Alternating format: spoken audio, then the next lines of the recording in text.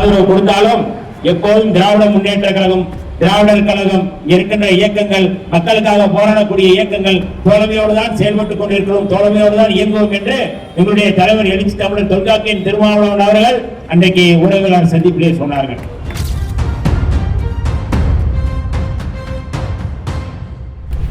பில்லி சுனியை வைக்கிறத வச்சுக்கிட்டு நீங்க யோஜனை பார்க்கிற ஆலோசனை வைக்கக்கூடாது என்பதுதான் எங்களுடைய கோரிக்கை. அதை சட்டமன்றத்திலே கோரிக்கை வைக்கும். அது உடனடியாக அதை ஒரு முதிர்ச்சியான ஒரு நடவடிக்கையாக மரியாதைக்குரிய முதல்வர் அவர்கள் உடனடியாக அதை திரும்ப பெற்றார்கள்.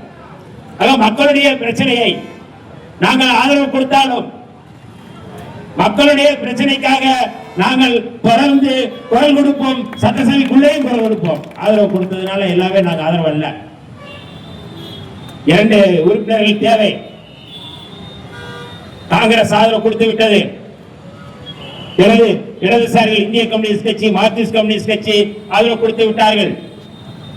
எங்க விடுதலை சிறுத்தைகள் 2 இடங்கள் ஆதரவு கொடுத்தால்தான் இந்த ஆட்சியை பெரும்பான்மை நிரூபிக்க முடியும் என்கிற நிலை. நம்முடைய தலைவர் எழுச்சி தமிழர் தொல்காப்பியன் திருமாவளவன் அவர்களுக்கு மரியாதைக்குரிய விஜய் அவர்கள் ஆதரவு கேட்டு கடிதம் எழுதியிருந்தார் 9ஆம் தேதி. அந்த கடிதத்தின் அடிப்படையில் நம்முடைய தலைவர் அவர்கள் உயர்நிலைக்குழு கூட்டத்தை கூட்டி ஆதரிப்பதா இல்லையா என்கின்ற ஒரு விவாதம் நடைபெற்றது. அப்பொழுது சொன்ன 2 செய்திகள் மிக முக்கியமானது. ஏன் ஆதரிக்க வேண்டும் என்கின்ற அந்த கோரிக்கை அல்லது அதற்கான காரணம் என்பது மிக முக்கியமானதாக நான் பார்க்கின்றேன். எப்படியாவது RSS பாஜக கவர்னர் என்கிற பெயரில், கவர்னர் ஆட்சி என்கின்ற பெயரில் அவர்கள் ஆட்சி அமைக்க முயற்சி செய்கிறார்கள் என்கின்ற மிக முக்கியமான செய்தி. இரண்டாவது, எங்களால் விடுதலை சிறுத்தைகளால் இந்த ஆட்சி கவிழ்ந்து விட்டது, ஆட்சி அமைக்காமல் போய்விட்டது என்கின்ற பழிபாவங்களை விடுதலை சிறுத்தைகள் சுமக்க கூடாது. இந்த 2 காரணங்களை சொல்லிதான் இந்த ஆதரவை நம்முடைய தலைவர் அவர்கள் அறிவித்திருந்தார்கள். இன்றைக்கு இந்த அரசு, ஏற்கனவே நாம் சொன்னோம், புரட்சியாளர் அம்பேத்கர் அவர்கள் இரட்டை வாக்குரிமை குறித்து பேசியிருக்கிறார்கள். இரட்டை வாக்குரிமை குறித்து, இந்த இரட்டை வாக்குரிமைக்காகத்தான் இந்த ஆட்சியே அமைந்திருக்கின்றது. 2 விடுதலை சிறுத்தைகளுடைய இரட்டை வாக்குரிமைக்காகத்தான்.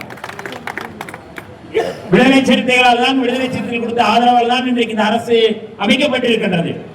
ஆக இப்படிப்பட்ட ஒரு சூழலில் விடுதலை சிறுத்தைகள் இந்த களத்திலே என்ன மாதிரியான செயல்பாடுகள் முன்னெடுக்க முடியும்? இந்த மக்களுக்காக, நாட்டுக்காக, மாநில உரிமைக்காக, தேசியத்துடைய அடையாளத்துக்காக, சனாதனத்துக்கு எதிராக, பாஜகவுக்கு எதிராக, RSSக்கு எதிராக தமிழ்நாட்டில் தொடர்ந்து இந்த களத்திலே சமரசம் இல்லாமல் நிற்கக்கூடிய ஒரு பேரியக்கம் விடுதலை சிறுத்தைகள் என்பதை நாங்கள் சட்டப்பேரவையில் மக்கள் மன்றத்திலே நாங்கள் களமாடுவோம். எந்த விதத்திலும் நாங்கள் பின்னடைவை சந்திக்க மாட்டோம். ஆதரவு கொடுத்தாலும் எப்போதும் திராவிட முன்னேற்ற கழகம், திராவிடர் கழகம் இருக்கின்ற இயக்கங்கள், மக்களுக்காக போராடக்கூடிய இயக்கங்கள் தோழமையோடு தான் செயல்பட்டுக் கொண்டிருக்கிறோம், தோழமையோடு தான் இயங்குவோம் என்று எங்களுடைய தலைவர் எழுச்சி தமிழர் தொல்காப்பியன் திருமாவளவன் அவர்கள் அன்றைக்கு ஊடகவியலாளர் சந்திப்பிலே சொன்னார்கள். ஆகவே போராட்ட களத்தில் நாம் தொடர்ந்து களமாட வேண்டிய தேவை இருக்கின்றது. இந்திய ஒன்றிய அரசு, பாஜக அரசு நீட் தேர்வை ரத்து செய்ய வேண்டும். ரத்து செய்யும் வரை எங்களுடைய போராட்டம் தொடரும்.